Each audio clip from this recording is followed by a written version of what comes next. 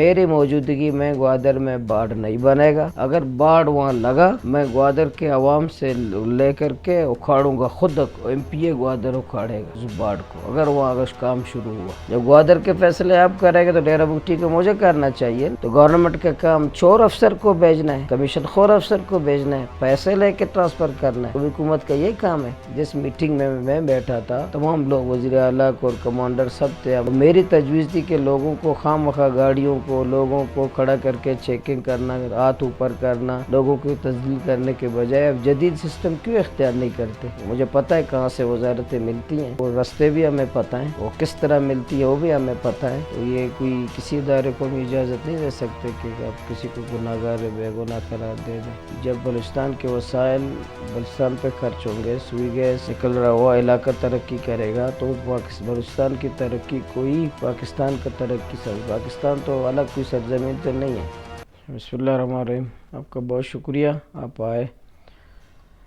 دیکھیں یہ جب یہ تحریک ہم نے شروع کی تو خوف کا ماحول تھا, مایوسی تھی. ہمارے لوگ ایک قید خانے میں تھے, ماہی گیر سمندر نہیں جا سکتے تھے.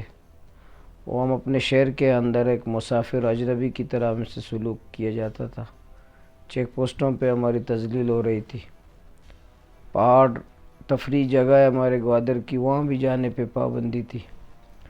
تو یہ ہم تو اپنے احتجاج اور دھرنوں اور جدوجہد کی وجہ سے الحمدللہ ماہی گیر آزاد ہو گئے اور خوف کا ماحول وہ ختم ہو گئی. لوگوں نے باتیں کرنا شروع کر دیا, مایوسی ختم ہو گئی.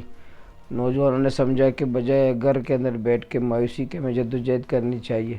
بہت سارے چیزیں جو ہم نے بہت پہلے سے ہم نے کامیابی حاصل کی کہ خوف سے اپنے لوگوں کو ہم نے نکالا, مایوسی سے لوگوں کو ہم نے نکالا. وہ جیل میں تھے لوگوں کو ہم نے آزاد کیا کہ باتیں کریں, جدوجہد کریں. باقی جو بنیادی مسائل ہیں کہ صاف پانی لوگوں کو ملے, 24 گھنٹے بجلی ملے, ٹرالر سمندر سے چلے جائیں, منشیات سے پاک ہمارا معاشرہ ہو, ہاسپیٹل بہترین ہو, تعلیم بہتر ہو, نوجوانوں کو روزگار ملے. اس کے لیے ابھی ہم 3 مہینے ہو گئے ہم سائیوان میں آئے ہیں. ہم حکومت میں بھی نہیں ہیں, ہم اپوزیشن میں ہیں. تو حکومت کے ساتھ ظاہر ہے حکومت کے ساتھ مل کے ملاقات کر کے اپنے قوم کے لیے قوم کو مشکلات سے نکالنے کی جدوجہد ہماری جاری رہے گی. لیکن یہ نہیں ہے کہ ایم پی اے بنیں گے جو ہماری مزاحمت کی سیاست ہے, یا ہم جو بات پہلے کرتے تھے ہم اسمبلی میں آنے کے بعد ہم خاموش رہیں گے. لیکن مزاحمت کی جو ہماری سیاست ہے وہ اسمبلی کے اندر بھی جاری رہے گی, اسمبلی سے باہر بھی جاری رہے گی. کہ سب سے بڑا مسئلہ یہی ہے جو بالکل درد بھری داستان ہے. ہمارے ہزاروں مائیں بیچاری تڑپ رہی ہیں, بہنیں, بچے. وہ ہماری جدوجہد جو جاری ہے, لیکن اس میں ظاہر ہے کوئی کمی نہیں ہے. اب بھی لاپتہ نوجوان ہو رہے ہیں. تو کل بھی ہمارا ایک جلسہ تھا, اس میں بھی ہم نے مطلب آپ کی جو گورنمنٹ سے اس حوالے سے بات ہوئی, کوئی میٹنگ ہوئی ہے, مطلب وہ کیا کہہ رہے ہیں اس کے مسئلے ہاں اس میں ایک میٹنگ ہوئی ہے, کیونکہ کمیشن بھی بنی ہے, اس کمیشن کی رپورٹ بھی سبمٹ پبلک نہیں ہو رہی ہے. اس میں میٹنگ بھی ہوئی ہے. میں نے جو سیکورٹی اداروں کے سربراہ سے بھی میں نے ایک ملاقات کی کہ اس مسئلے کو حل کریں. یہ ریاست کے لیے بھی فائدہ مند نہیں ہے, صوبے کے لیے بھی نہیں ہے. تو اگر کسی نے کوئی جرم کیا ہو تو اس کو آپ عدالت میں لے آئیں. تو یہ کوئی کسی ادارے کو ہم اجازت نہیں دے سکتے کہ آپ کسی کو گناہ گار بے گناہ قرار دے دیں. بہرحال میں بھی ایک پارلیمنٹ کا حصہ ہوں, تو مجھ سے میں تر فرد اس مسئلے کو حل کرنے میں کہوں گا ناکام ہی کہتا ہوں کہ ناکام ہے. مولانا صاحب ہمارا اگلا سوال آپ سے یہ, بلوچستان کی ترقی ہی پاکستان کی ترقی ہے. جب بلوچستان کے وسائل بلوچستان پہ خرچ ہوں گے, سوئی گیس نکل رہا ہوا علاقہ ترقی کرے گا تو بلوچستان کی ترقی کوئی پاکستان کا ترقی پاکستان تو الگ کوئی سرزمین تو نہیں ہے. تو 4 صوبوں کا نام ہی پاکستان ہے, کوئی الگ خطہ زمین تو نہیں ہے. تو ان کا مقصد یہ تھا, میں بھی تھا وہاں, کہ جب بلوچستان محروم ہوگا تو سمجھو پاکستان محروم ہے. بلوچستان ترقی کرے گا وہ پاکستان ترقی کر رہا ہے. تو بلوچستان کے وسائل بلوچستان پہ خرچ ہونا چاہیے. یہ ہماری جماعتی پالیسی بھی ہے, تحریک کی پالیسی بھی ہے کہ جہاں کوئی سونا نکلتا ہے, معدنیات نکلتا ہے, سب سے پہلے حق وہاں کے لوکل آبادی کا، اس کے بعد صوبہ، اس کے بعد ملک۔ بہت سارے نوجوان منشیات کا شکار ہو چکے ہیں، تو ان کو ایک کارآمد باصلاحیت نوجوان کیسے بناؤں، یہ بھی میرے لیے ایک چیلنج ہے۔ منشیات سے اپنے محلے کو پاک کرے، یہ بھی ہمارے لیے ایک چیلنج ہے۔ گلی محلہ آج گٹر سڑک بالکل بدبودار سڑکیں ہیں، وہ کر لے۔ ٹرالر مافیا چیلنج ہے ہمارے لیے، اپنے ساحل کو کس طرح پاک کر دیں۔ ماہی گیروں کی زندگی، ان کی پورا نسل کی تحفظ کس طرح ہم کریں، یہ بھی انشاءاللہ ہمارے لیے چیلنج۔ بارڈر میں کاروبار بہتر، تو یہ جو فیصلے ہیں جس کی وجہ سے پھر اچھی طرز حکمرانی بھی نہیں ہوگی۔ کل میں نے ان کو بتایا، سامنے بیٹھے تھے، میں نے کہا ایسا نہیں ہے کہ آپ جو فیصلہ کریں ڈیرہ بگٹی کا فیصلہ ٹھیک ہے، ڈیرہ بگٹی کا فیصلہ مجھے کرنے دے نا، ڈی سی ڈیرہ بگٹی کا کون ہوگا، اس کا فیصلہ میں کروں گا۔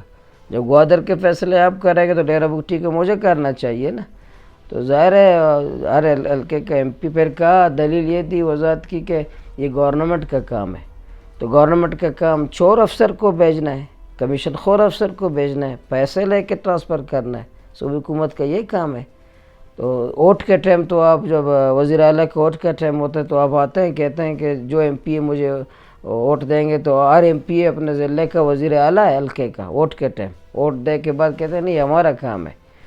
تو ظاہر ہے ہمارے ضلع میں کسی حلقے میں وہاں کے فیصلے وہاں کی نمائندوں کے بغیر ہم قبول نہیں کریں گے۔ کیا مولانا صاحب آپ اس بات کی تصدیق کرتے ہیں کہ گوادر میں ایک بار پھر باڑ لگانے کی کوشش کی جا رہی ہے؟ دیکھیں دلوں میں کیا نیتیں میں کیا ہے یہ مجھے پتہ نہیں ہے۔ باڑھ کا اب تک میری معلومات کے مطابق کوئی منصوبہ نہیں ہے، لیکن یہ تو میں نے واضح الفاظ میں ہر جگہ کہا ہے، پھر بھی کہتا ہوں، اگر باڑھ وہاں لگا میں گوادر کے عوام سے لے کر کے اکھاڑوں گا، خود ایم پی اے گوادر اکھاڑے گا اس باڑھ کو، اگر وہاں کام شروع ہوا۔ لیکن اب تک مجھے بتایا گیا ہے کہ باڑھ کا کوئی منصوبہ نہیں ہے۔ جس میٹنگ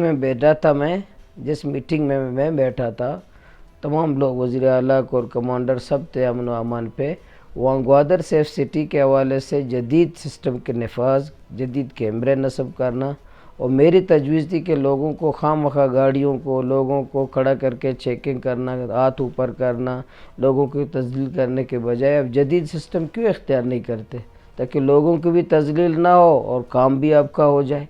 تو یہ میری بھی تجویز تھی، گوادر سیف سٹی جو کوئٹہ جیسی سیف سٹی پروگرام میں یہ ہے، تو انشاءاللہ میری موجودگی میں گوادر میں باڑھ نہیں بنے گا، لوگ بھی مطمئن رہیں، بلوچستان کے لوگ بھی، گوادر کے لوگ بھی مطمئن ہو جائیں۔